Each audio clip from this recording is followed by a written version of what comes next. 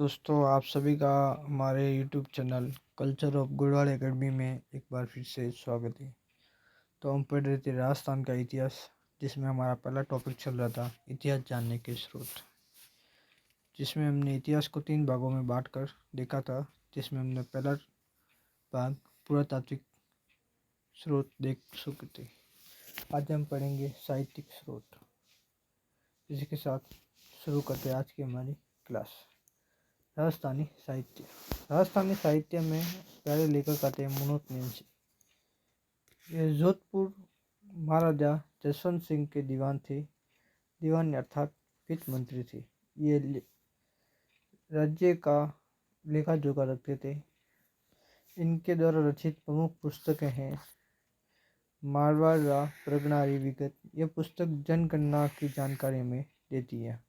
अर्थात हम ये कह सकते हैं कि मारवाड़ में जनगणना की जानकारी हमें कहाँ से प्राप्त होती है, तो मारवाड़ प्रगणारी विगत से, जो कि मनोज नेन्सी द्वारा रचित है। इससे मारवाड़ का गजट भी कहा जाता है। इसमें प्रशासनिक, सामाजिक व आर्थिक स्थिति की जानकारी देखने को हमें मिलती है। मारवाड़ किसे कहते हैं, तो अर्थात जो जोधपुर पाली के आसपास का जो क्षेत्र है उसे मारवाड़ कहा जाता है। फिर आते हैं नैन्सी जी ख्यात। इस पुस्तक में मारवाड़ के राजनीतिक इतिहास की जानकारी मिलती है। एक ख्यात 14वीं शताब्दी के बाद राजपूत इतिहास की जानकारी हमें देती है। फिर गबन के आरोप में नैन्सी तथा उसके भाई सुंदरदास को गिरफ्तार कर लिया जाता है तथा उन्हें जेल में ही आत्महत्या कर ली। गबन के आरोप में अर्थात कि नैन्सी और उनके भाई सुंदरदास को राजद्रोह अर्थात राजकोष के गबन अर्थात घोटाले के मामले में उन्हें गिरफ्तार कर लिया जाता है। फिर उन्होंने ये अपना अपमान समझा तो दोनों भाइयों ने जेल में आत्महत्या कर दी थी। मनोज नैन्सी के अनुसार मुंशी देवी प्रसाद के अनुसार नैन्सी राजपूतों का अबुल फजल था। तो ये किसने कहा है, तो मुंशी देवी प्रसाद ने कहा है। ये तो वेरी वेरी इंपॉर्टेंट बात है। ठीक है दोस्तों, आगे देखते हैं। तो कालिका रंजन कानूनगो ने नैन्सी को अबुल फजल से भी श्रेष्ठ बताया है। ये बात किसने कहा है, तो कानूनगो ने। फिर देखते तो पृथ्वीराज राठौड़, ये बीकानेर महाराजा राय सिंह की छोटा भाई था। ये अकबर का दरबारी विद्वान भी था। अकबर ने इसे गागरोन का किला दिया था। ये छोटे छोटे यहाँ से प्रश्न बनते जो अक्सर परीक्षा में पूछे जाते हैं। इनकी पुस्तक देखें तो वैली किशन रुकमणी की है, जो काव्य शैली में लिखी गई है एवं लिंगल भाषा है इसकी तथा इसका भाषा में उत्तरी मारवाड़ी का भी प्रभाव हमें देखने को मिलता है। दूसरा अड़ा ने इस पुस्तक को 5वां वेद एवं 19वां पुराण कहा है। कर्नल जेम्स टोर ने इस पुस्तक को 10,000 घोड़ों का बल बताया है। वही एलपी टेसिटोरी ने पृथ्वीराज राठौड़ को डिंगल का हीरोस भी कहा है। तो ये तीनों कथन वेरी वेरी इंपॉर्टेंट है दोस्तों। ठीक है, इनके बारे में हमें जानकारी रखनी है।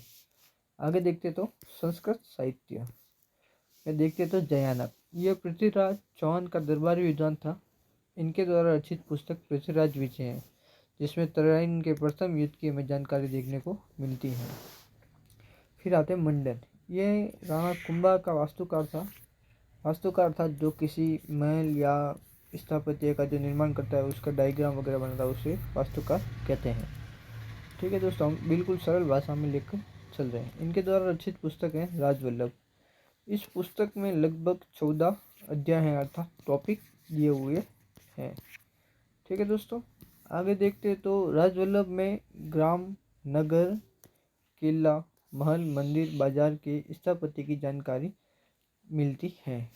फिर आते हैं तो फारसी साहित्य, जिसमें हमें देखने को मिलता है अमीर खुसरो। अमीर खुसरो की पुस्तक है तारिक ए अलाई या खजाइन उल फतू। इस पुस्तक में अलाउद्दीन खिलजी के राजस्थान आक्रमणों की जानकारी हमें देखने को मिलती है। फिर आते हैं फारसी साहित्यकारों में या साहित्य में अबुल फजल, जिनकी पुस्तक है अकबरनामा या आईने अकबरी। इस पुस्तक में महाराणा प्रताप एवं अकबर के एक पक्षीय संबंधों का वर्णन हमें देखने को मिलता है। इस पुस्तक में मेवाड़, जयपुर, अलवर, भरतपुर की भौगोलिक स्थिति की जानकारी भी देखने को मिलती है। इसमें अजमेर की जलवायु, राजस्थान की वेशभूषा व त्योहार, मुद्रा की जानकारी भी देखने को मिलती है। तो ये सब जानकारी हमें कहाँ से मिलती है? तो अब अबुल फजल की अकबर ए आजनरी से। फिर आते हैं अंग्रेजी साहित्य, जिसमें प्रमुख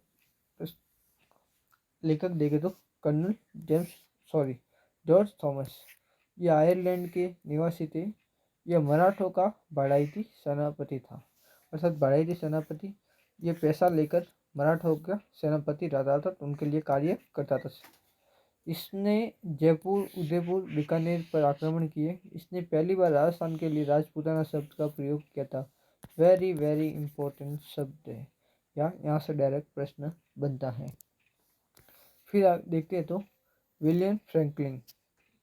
इनकी पुस्तक देखें तो military memorials of George of Thomas है इनकी पुस्तक का नाम है। इनके बारे में ज़्यादा जानकारी नहीं है, अर्थात हमें नहीं पढ़ना है। इनकी सिर्फ पुस्तक इम्पोर्टेंट है, इसके हमें जानकारी रखनी है।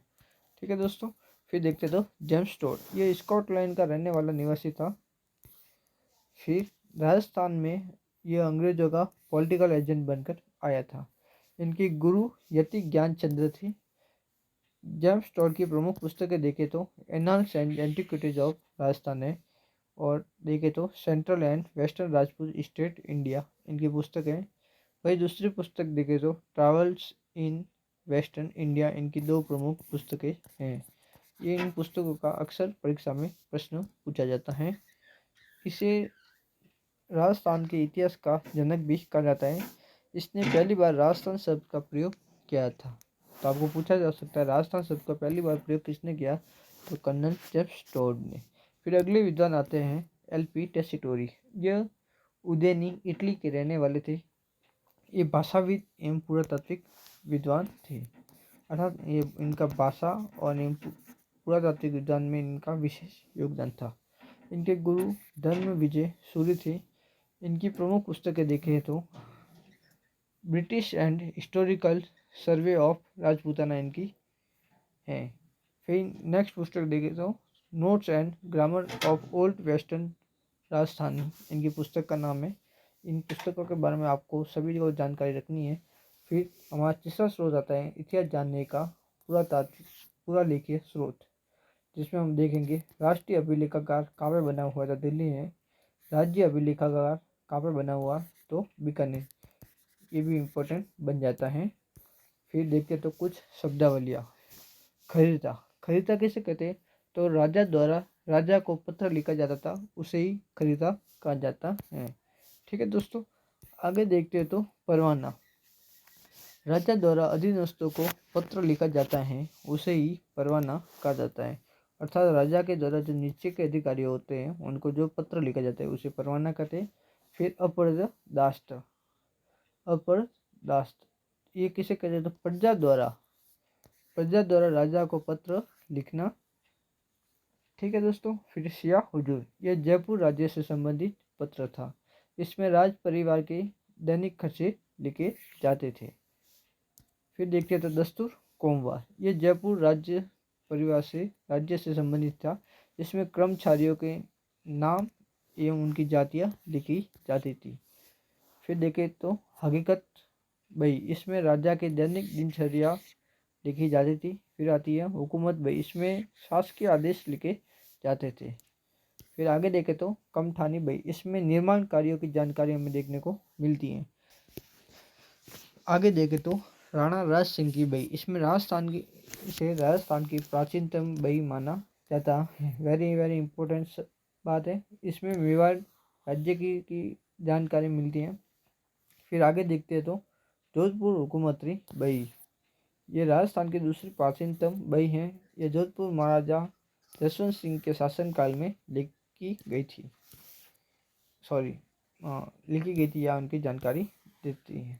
इसी के साथ दोस्तों हमारा राजस्थान इतिहास का पहला टॉपिक इतिहास जानने के स्रोत कंप्लीट होता है। टॉपिक कंप्लीट पूरा होता है। यदि आप सभी को हमारा ये वीडियो अच्छा लगा हो तो हमारे चैनल को सब्सक्राइब कीजिए, लाइक कीजिए, कमेंट कीजिए। फिर हम नेक्स्ट वीडियो में मिलेंगे। राजस्थान इतिहास की नई टॉपिक के साथ। जय हिंद, जय भारत।